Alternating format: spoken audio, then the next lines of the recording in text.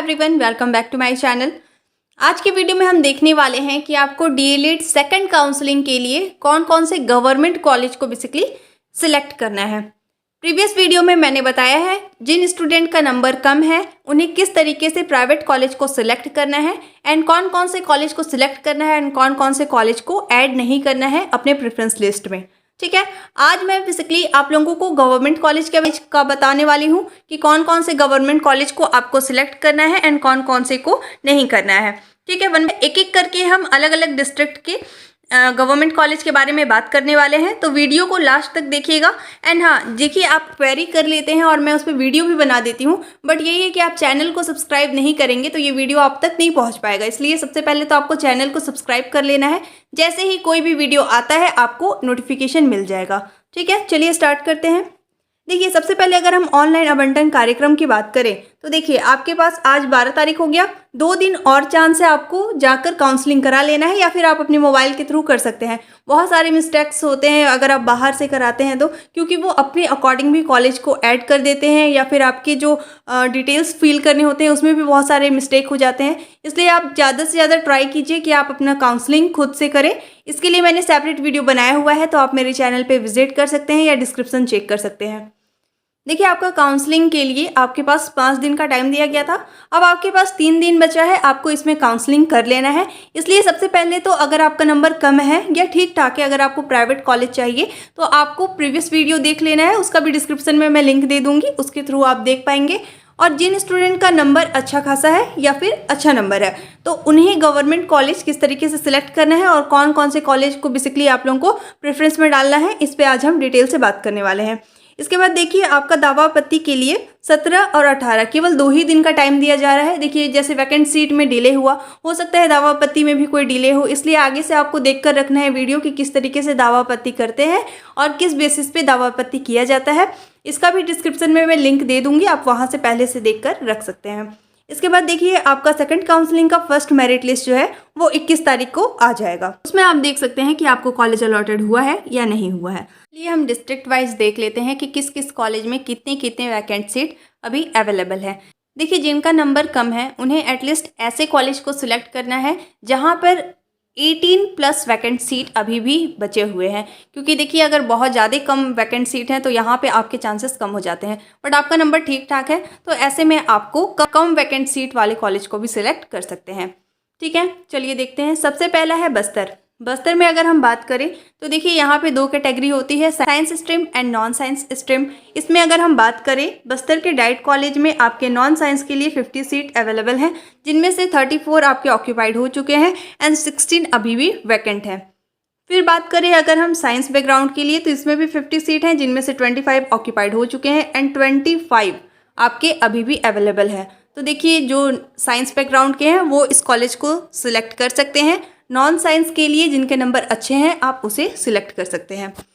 इसके बाद देखिए, बात कर लेते हैं आपके गौरेला पेंड्रा मारवाही। इसमें टोटल 50 सीट्स हैं, जिनमें से 22 ऑक्यूपाइड हो चुके हैं एंड 28 अभी भी आपके वैकेंट है, तो आप इसे सिलेक्ट कर सकते हैं। सिमिलरली आपके साइंस बैकग्राउंड के लिए भी 50 सीट है, जिनमें से 22 ऑक्यूपाइड हुए हैं एंड 28 जो है अभी बचे हुए हैं, आप इसे सिलेक्ट कर सकते हैं।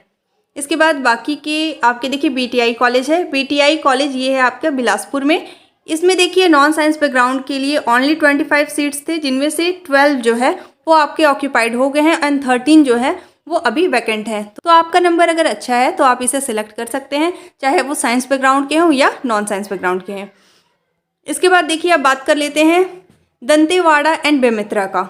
इसमें देखिए, दंतेवाड़ा में आपके डाइट कॉलेज में नॉन साइंस बैकग्राउंड के लिए 50 सीट है, जिनमें से 29 जो है वो ऑक्यूपाइड हो चुके हैं, 21 बचे हुए हैं, तो आप इसे सिलेक्ट कर सकते हैं। सिमिलरली साइंस बैकग्राउंड के लिए भी 50 सीट है, जिनमें से 28 जो है वो ऑक्यूपाइड हो चुके हैं, 22 अभी भी वैकेंट है, तो आप इसे सिलेक्ट कर लेंगे।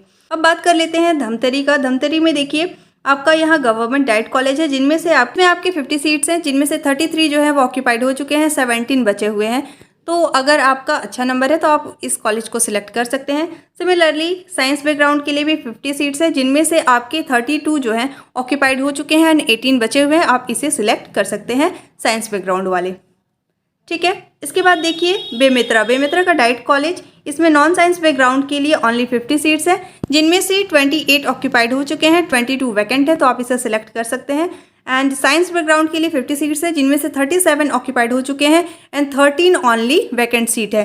अगर आपका नंबर अच्छा है तो आप इसे सिलेक्ट कर सकते हैं। इसके बाद चलिए बात कर लेते हैं जांजगीर चांपा की। इसमें देखिए, इसमें आपका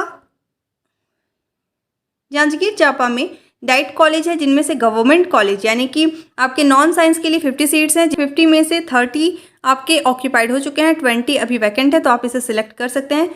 सिमिलरली जांजगीर चांपा में आपके साइंस बैकग्राउंड के लिए 50 में से 34 ऑक्यूपाइड हो चुके हैं एंड 16 आपके अवेलेबल हैं, तो आप इसे सिलेक्ट कर सकते हैं।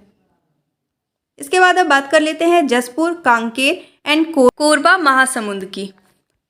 इसमें देखिए जसपुर में आपका डाइट कॉलेज है, जिसमें से 50 सीट्स नॉन साइंस बैकग्राउंड के लिए है, जिनमें से 37 जो है वो आपके ऑक्यूपाइड हो चुके हैं। देखिए ये डिस्ट्रिक्ट में बेसिकली ना बहुत ही कम वैकेंट सीट बच जाते हैं, क्योंकि यहीं पे डिमांड होता है कि गवर्नमेंट कॉलेज में ज़्यादा से ज़्यादा लोग यहाँ पे एडमिशन लेना चाहते हैं, या फिर अगर आपको अलॉटेड हो जाता है तो आप यहाँ पे एडमिशन बेसिकली ले लेते हैं। बात करें जसपुर की, तो जसपुर में देखिए नॉन साइंस बैकग्राउंड के लिए 50 सीट है, जिनमें से 37 ऑक्यूपाइड हो चुके हैं, ओनली 13 बचे हुए हैं।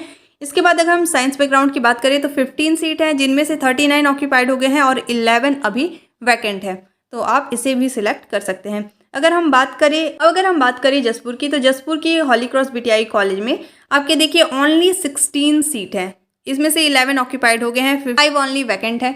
बहुत ही अच्छा आपका नंबर है, तभी आपको यहाँ पे कॉलेज अलॉट होगा, अदरवाइज नहीं मिलेगा। तो ऐसे कॉलेज जिनका नंबर ठीक ठाक है उन्हें ये कॉलेज सिलेक्ट नहीं करना है। इसमें देखिए जसपुर में अगर हम साइंस बैकग्राउंड की बात करें तो इसमें 19 सीट है, जिनमें से 8 जो है ऑक्यूपाइड हो चुके हैं, 11 अभी वैकेंट है, तो जो साइंस बैकग्राउंड वाले हैं आप इसे ऐड कर सकते हैं।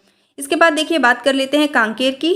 कांकेर में आपके नॉन साइंस के लिए 50 सीट है, जिनमें से 34 ऑक्यूपाइड हो गए हैं, 16 अभी बचे हुए हैं, तो आप इसे भी ऐड कर सकते हैं। इसके बाद बात करें अगर साइंस बैकग्राउंड की, तो 50 सीट्स हैं, जिनमें से 36 ऑक्यूपाइड हो गए हैं, 14 ओनली वैकेंट है, तो आप इसे भी ऐड कर सकते हैं।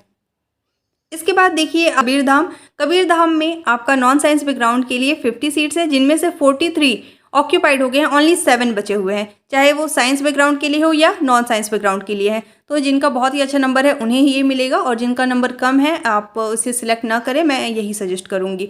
इसके बाद देखिए कोरबा में आपके नॉन साइंस बैकग्राउंड के लिए 50 सीट है, जिनमें से 39 ऑक्यूपाइड हो गए हैं, 11 बचे हुए हैं, तो आप इसे ऐड कर सकते हैं।